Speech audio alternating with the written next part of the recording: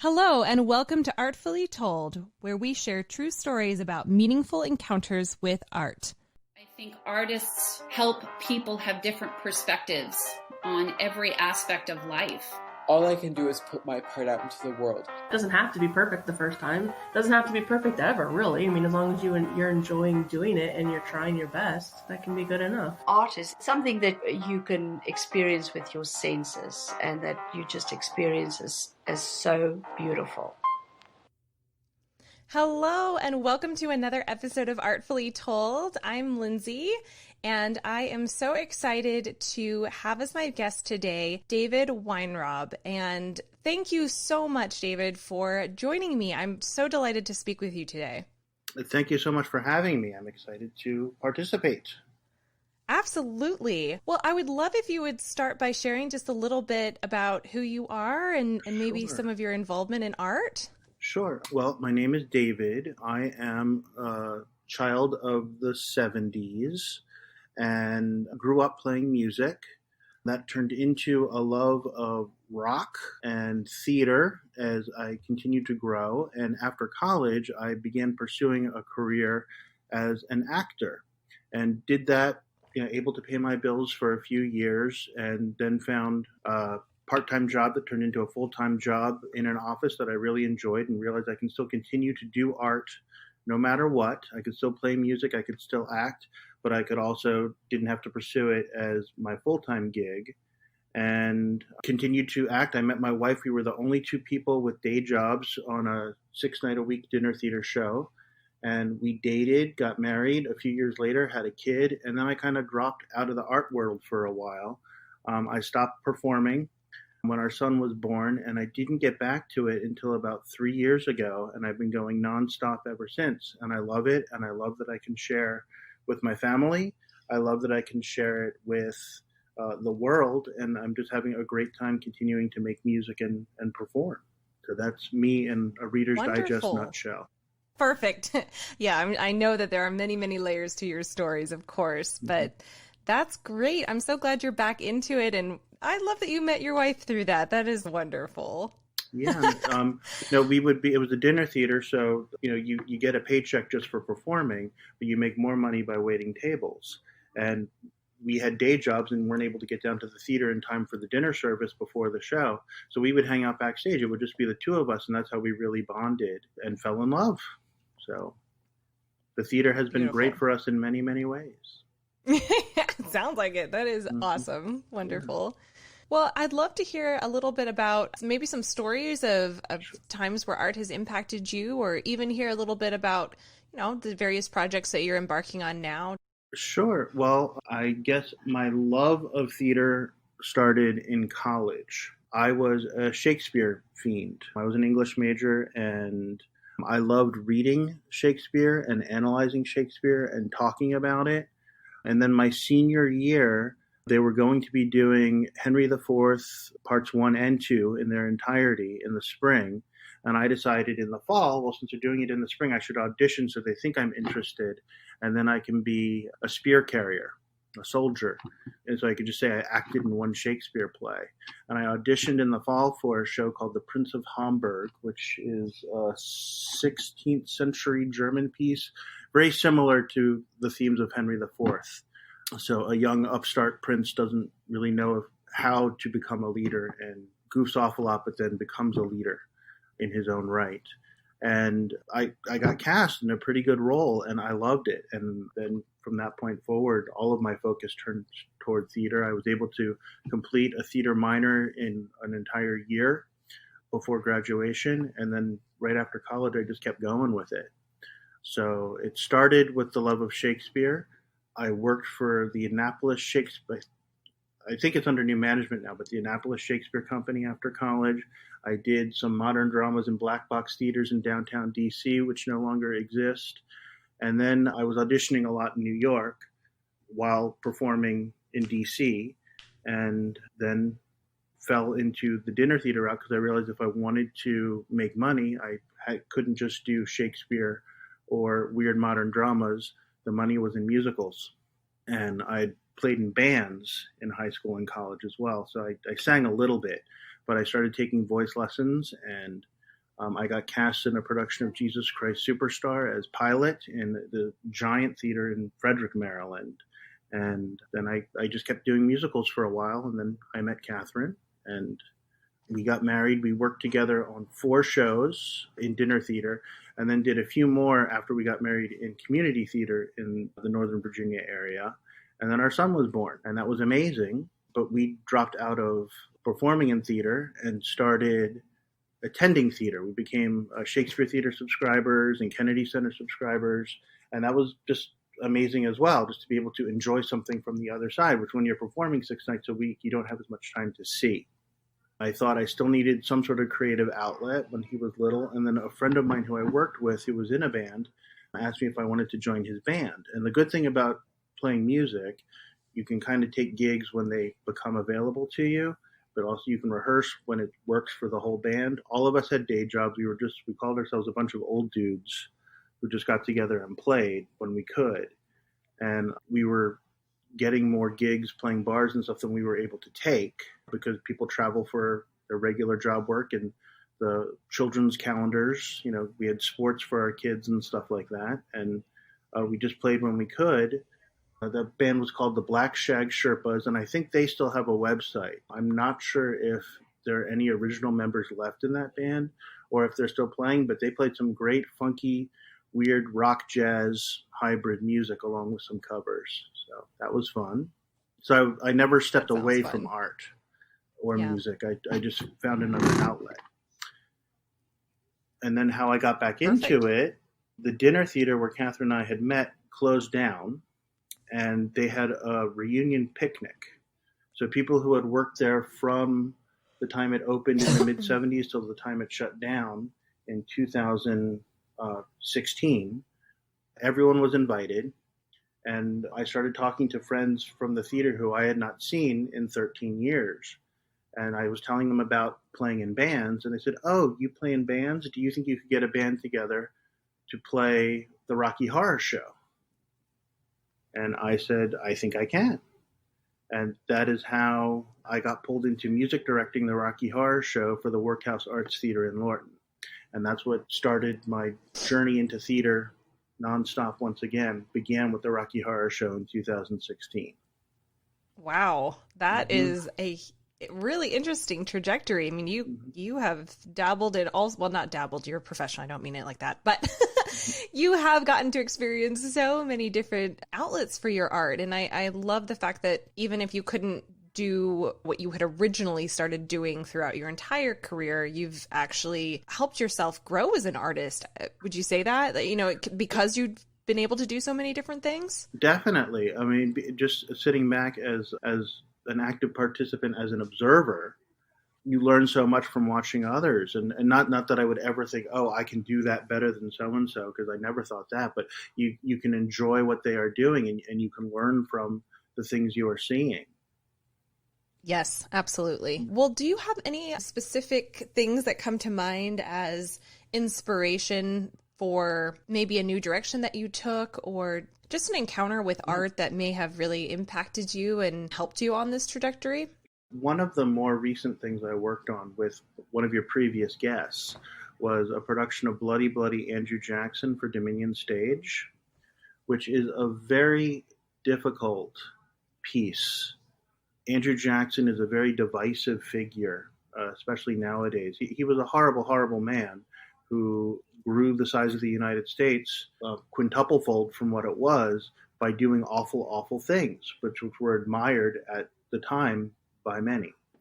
His story was turned into a rock musical before Hamilton, and it ran on Broadway very briefly. It was not well received, but working with Danny Guy as the director, when she asked me to be involved, I wanted to because I love the music. It is just dirty rock and roll, which I love. But also the band gets to be on stage and interact with the other performers, so that's always fun. I was able to put together, I call them the best band in the world, because they are. And we all listen to one another when we play, and we listen to what's going on stage. So if you show up night one, it might sound a little different than night two. If someone plays something or acts in a slightly different way, we're going to react to it. The band are actors too. But working with this collaborative group of people, we made something really, really special and very poignant. And, it sucks that there is no venue for live theater right now, nor should there be till it is safe to return to it. But to go out on a note like that was, at the end of February, was not a bad thing to go out on and to have in my recent memory. Yeah, so Danny did share a little bit about her experience with that too, and it sounds like it was just an incredible experience for everyone involved and brought out a lot of conversation about art. I mean, what were the reactions that you kind of encountered personally? Was it positive or negative? Mm-hmm. All positive in terms of this is a powerful piece. No one thought that we were doing anything wrong who I spoke to. We were pointing out, through beauty, we were able to point out some of the horrible things that have happened and are continuing to happen in this world, through the power of performance, through the power of rock and roll and dance and movement. I'm struggling to define what it was because it is such a strange piece, but it was so beautiful the way it all came together. Does that make any sense? Absolutely. Yes. Mm-hmm. Yeah. She shared about getting some mixed reactions and how she, as the director, wanted to help everyone kind of navigate through some criticism that, all art gets. I mean, we all have dealt with that at some point. And her outlook was so amazing to me because she just, I love her approach of using people's criticism to really think through a different perspective. And I think that's a really wonderful thing that she brought to that production in particular. So I know we're kind of in a weird place right now, but do you have anything coming up that you're excited about, or how are you still able to kind of express yourself and be artful in these crazy days? Well, the amazing thing about artists is they always find a way to create regardless of the circumstances. And I have many friends who have created online venues for us to do so. I've worked with Landless Theater Company as an actor. I did a production of Puffs with them last year, which is a Harry Potter spoof. And they are going to be releasing very soon some virtual performances. We recorded one called The Walking Fred, which is a spoof of The Walking Dead as told through the prism of the Flintstones. So we recorded it via Zoom, and they're putting special effects on it to make it look like we all have the same backgrounds and that sort of thing. So hopefully that will be coming out soon. So that was a nice outlet to be able to act. And then I have a friend who is an amazing actor, singer, and he hosts a number of drag brunches and drag bingos as Lips. And Lips has a new show, which is a virtual drag talent show.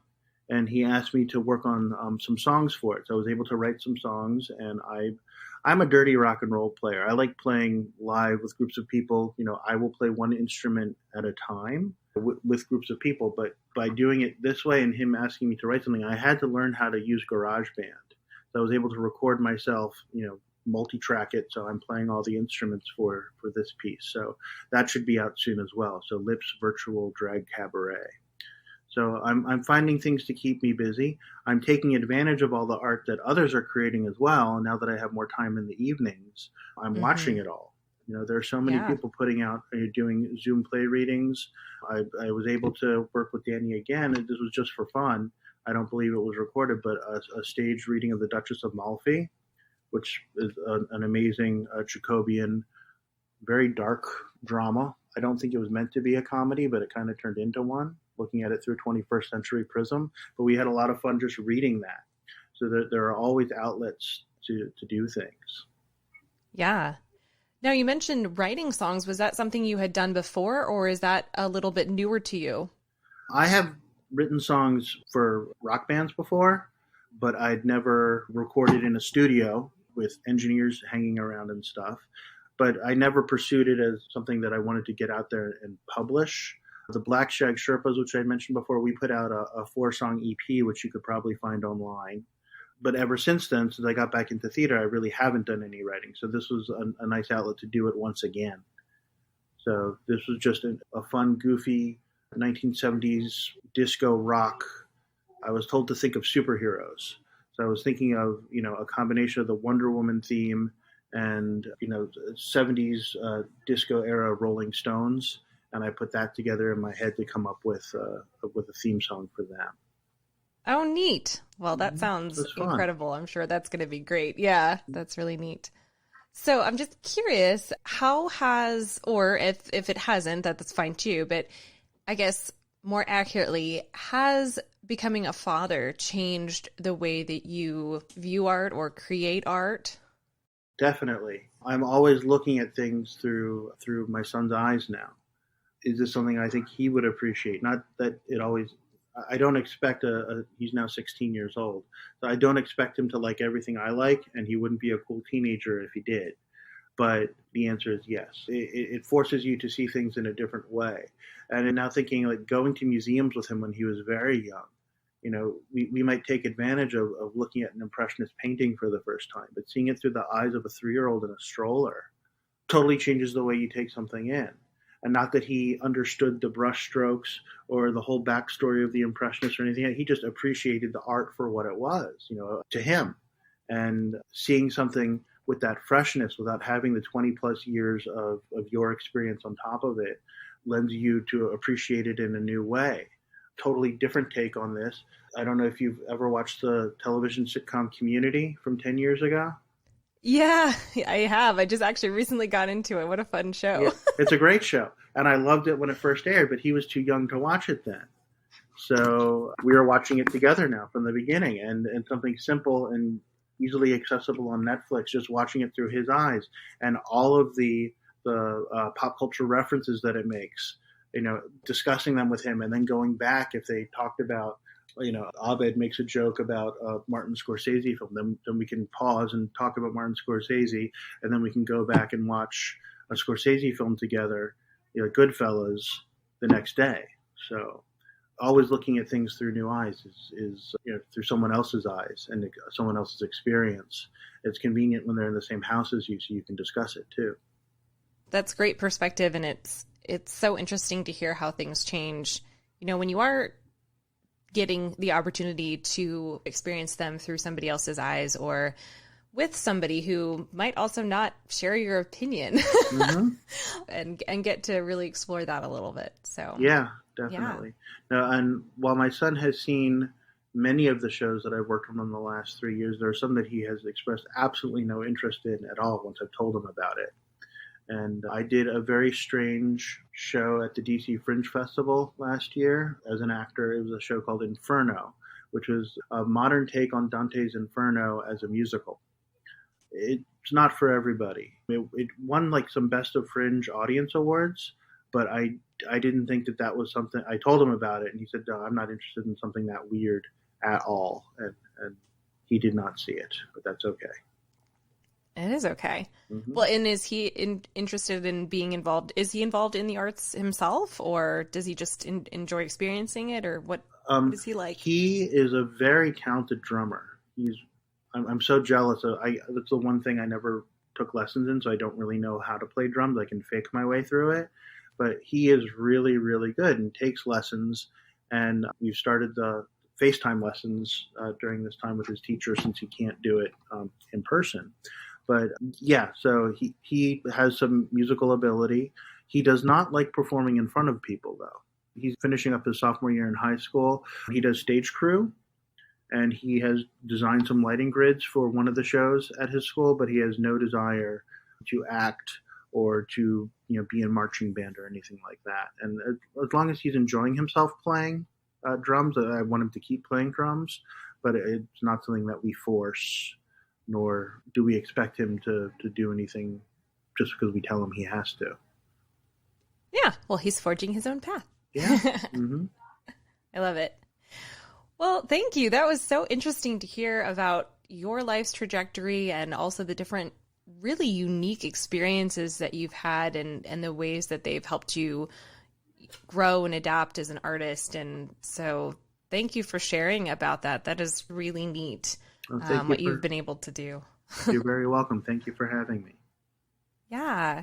Well, if it's okay with you, I always like to ask my guests a couple of questions, as completely subjective, just about your views on a couple things related to art. Is that okay?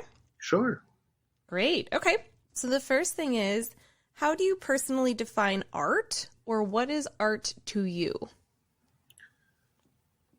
That's not an easy question. I It is not. personally, I define art as anything that can enhance an emotion. I can go outside and I can see, a turtle on my back deck who somehow found its way, up the stairs to onto the porch. And I find beauty in that, and therefore that is art to me. It elicits an emotion when it happens.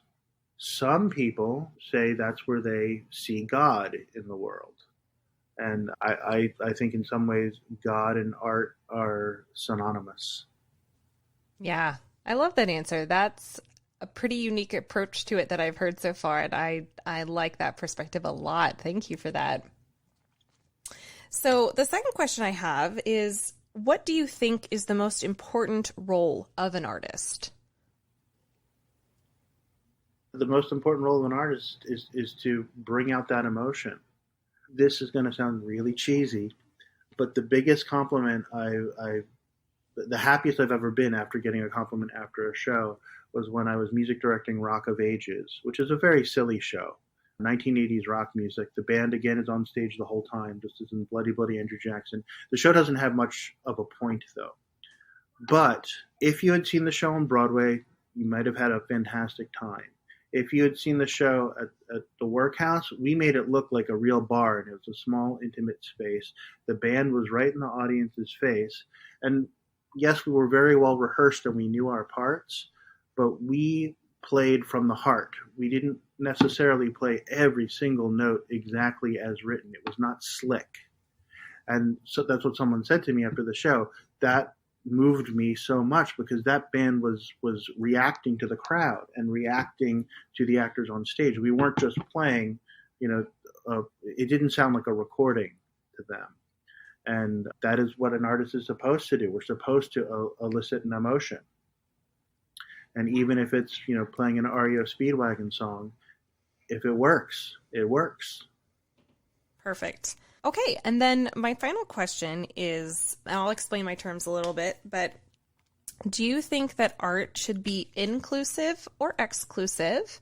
And what I mean by that is inclusive, referring to an artist who shares a little bit about their work with whoever their audience is. So if that's a dancer, perhaps they share what inspired the choreography, or if that's a painter, maybe it's a title or a brief description, versus exclusive, kind of referring to the artist puts their work out there and then leaves it open to interpretation. I think art is always open to interpretation. However, I think that art should be inclusive. I don't think the point of an artist is to say only a few people can get this. If you don't understand what I'm doing, you are not a smart person. I don't think that's fair. I don't think that's right. I think that art should be made for everybody. Having said that, having participated in that reading of The Duchess of Malfi, I'm not sure if you could put a production of The Duchess of Malfi on stage right now and expect someone who knows nothing about Jacobean era language to understand every single moment of it. So you have to figure out a way to make that accessible to anyone who might show up.